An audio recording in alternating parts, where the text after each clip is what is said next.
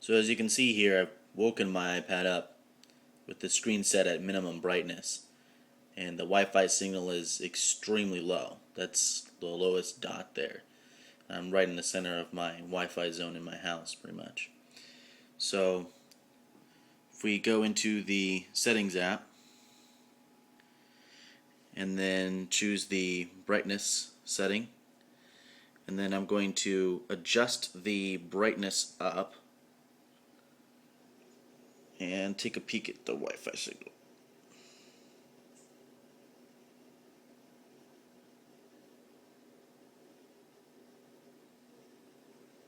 Like so. Exit out of that. It'll stay on the lowest dot.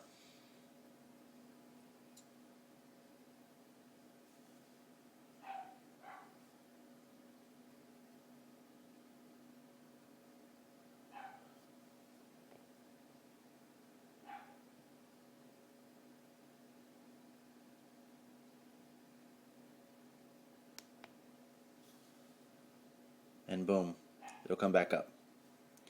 So apparently at this point the screen brightness is linked somehow to the power being delivered to the Wi-Fi radio.